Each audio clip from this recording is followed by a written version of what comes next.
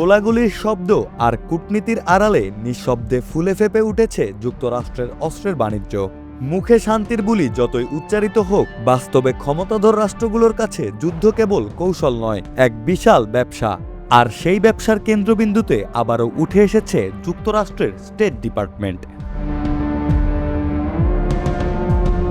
সম্প্রতি মধ্যপ্রাচ্যে $8.6 বিলিয়ন অস্ত্র বিক্রির অনুমোদন দিয়েছে যুক্তরাষ্ট্র, যা শুধু একটি অর্থনৈতিক সিদ্ধান্ত নয়, এটি মধ্যপ্রাচ্যের অস্থিতিশীলতাকে আরও গভীর করার ইঙ্গিত বহন করছে বলে ধারণা করছেন বিশ্লেষকেরা।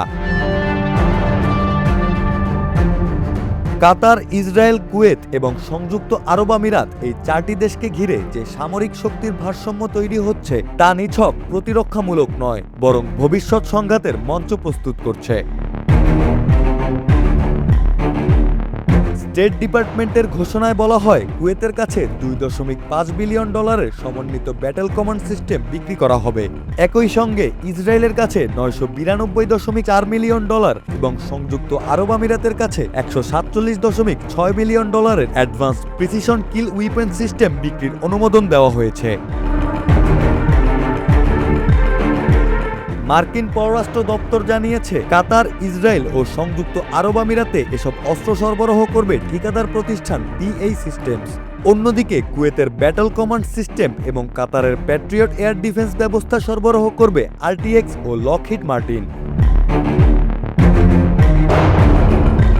ইরানে যুক্তরাষ্ট্র ও ইসরায়েলের যৌথ হামলা এবং তার পাল্টা প্রতিক্রিয়ায় পুরো অঞ্চলে যে অস্থিরতা তৈরি হয়েছে তা এখনও প্রশমিত হয়নি। হরমুজ প্রণালীর মতো গুরুত্বপূর্ণ বাণিজ্য পথ বন্ধ হয়ে যাওয়ার ঘটনা বিশ্ব অর্থনীতিকেও নাড়িয়ে দিয়েছে। কিন্তু এসবের মাঝেও অস্ত্র বিক্রির এই তৎপরতা প্রমাণ করে, সংকট যত গভীর হয়, ব্যবসাও তত বড় হয়। অন্যদিকে যুদ্ধবিরতির আলোচনা বারবার ব্যর্থ হচ্ছে। কূটনৈতিক উদ্বেগের চেয়ে সামরিক প্রস্তুতি যেন বেশি গুরুত্ব পাচ্ছে। এমনকি ডোনাল্ড ট্রাম্প নিজেও অভ্যন্তরীণ চাপের মুখে শত্রুতামূলক কার্যক্রম সমাপ্তির কথা বললেও বাস্তবে সামরিক অবস্থানে কোনো দৃশ্যমান পরিবর্তন নেই। কথার সঙ্গে কাজের এই ফারাকই বর্তমান বৈশ্বিক রাজনীতির সবচেয়ে বড় দ্বিচারিতা। বিশ্লেষকরা বলছেন, এ যুদ্ধ কেবল ভূরাজনৈতিক সংঘর্ষ নয়, এটি এক বিশাল অর্থনৈতিক ইঞ্জিন। আর সেই ইঞ্জিন সচল রাখতে অস্ত্র ব্যবসা থেমে থাকে না, বরং আরও গতি পায়।